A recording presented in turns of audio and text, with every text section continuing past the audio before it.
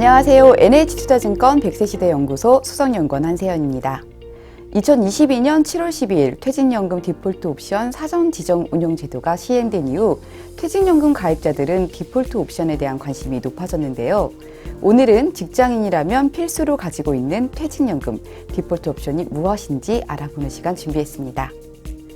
디폴트 옵션은 쉽게 말해 근로자가 직접 퇴직연금을 운용할 수 있는 DC, IRP 계좌에서 퇴직연금 적립금을 운용할 금융상품을 결정하지 않은 경우 사전에 지정해둔 방법으로 자동 운용하도록 하는 제도를 말합니다.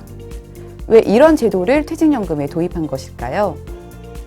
2022년 4월 금감원이 발표한 우리나라 퇴직연금 장기 수익률을 살펴보면 연 2%대에 불과합니다.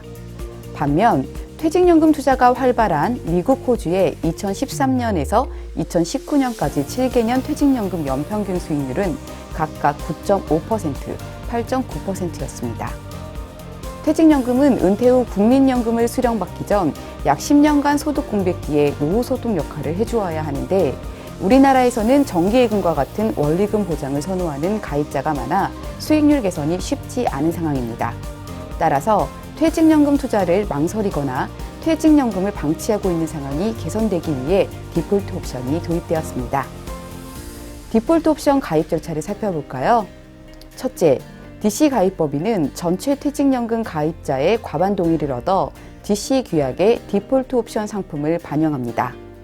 둘째, 규약이 반영된 이후 가입자는 디폴트 옵션 상품 포트폴리오 한 가지를 선정하여 등록합니다.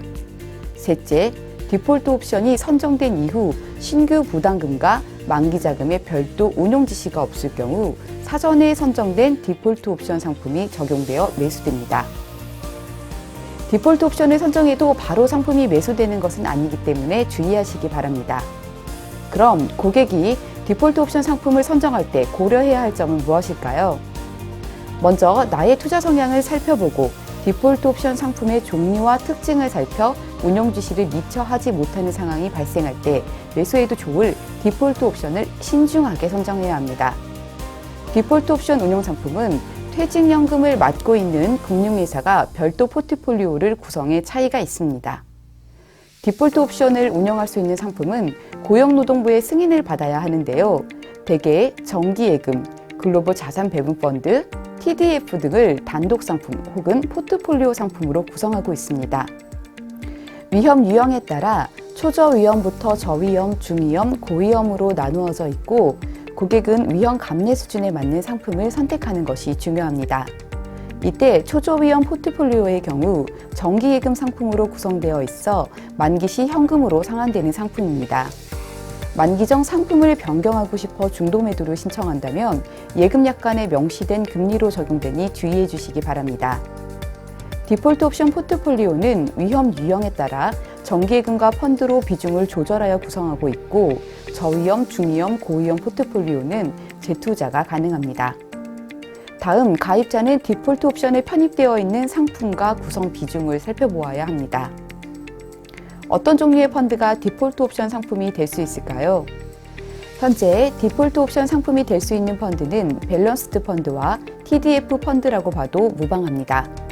먼저 밸런스드 펀드는 투자 위험이 각각 다른 다양한 자산에 분산 투자하고 시장 전망에 따라 펀드 내 자산 비중을 조정하는 펀드입니다.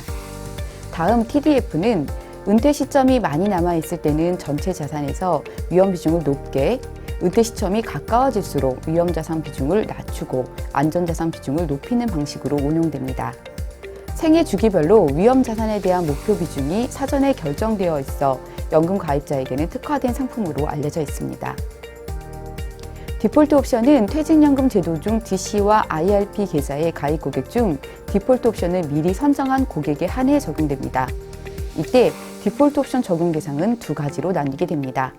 첫째, 정기예금과 같이 만기가 정해진 상품은 만기 후 현금으로 상환되고 운용 지시 비율이 없다면 4주 경과 후 2주 뒤에도 운용 지시가 없다면 사전에 선정된 디폴트 옵션 상품이 적용됨을 알리게 됩니다. 둘째, 디폴트 옵션을 선정한 이후 최초 부담금이 입금된 후 별도의 운용 지시가 없다면 다음날 가입자는 2주 경과 후 디폴트 옵션으로 적용됨을 통지받게 됩니다.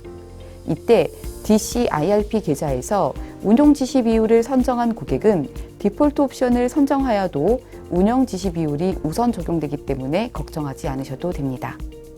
그럼 디폴트 옵션을 지정하지 않는다면 어떻게 될까요? 디폴트 옵션은 법적 의무사항입니다. 따라서 디폴트 옵션을 지정하지 않은 가입자에게는 퇴직연금이 가입되어 있는 금융회사로부터 메일 혹은 알림톡을 통해 디폴트 옵션을 안내받게 됩니다. 디폴트 옵션이 선정된 이후 기억해야 할 4가지를 정리해 보았습니다. 첫째, DCIRP 가입자는 법적 의무사항이므로 디폴트 옵션 상품 1가지를 필수 선정하셔야 합니다. 특히 펀드, ETF 등의 상품을 직접 운용하여 디폴트 옵션 적용 케이스가 발생하지 않더라도 필수 선정은 하셔야 합니다. 2023년 7월 11일 이후 디폴트 옵션 미지정 고객은 디폴트 옵션 선정 안내를 받게 됩니다. 둘째, 2023년 7월 11일 이후 원리금 보장 상품의 만기 자동 재해지는 폐지되었습니다. 정기예금 보유 고객은 만기를 꼭 점검해 주시기 바랍니다.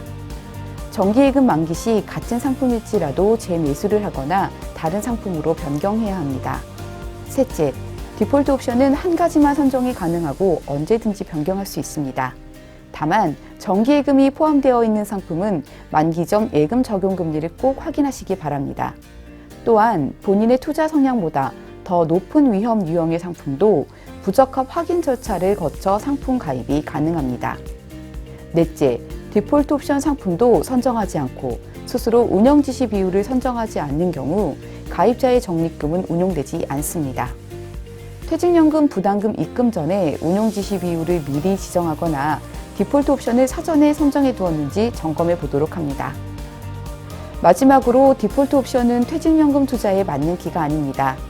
퇴직연금을 적극적으로 운용할 수 없는 상황에 자금이 방치되지 않도록 미리 알려주고 도움을 주는 장치이니 제도의 장점을 잘 활용하시기 바랍니다.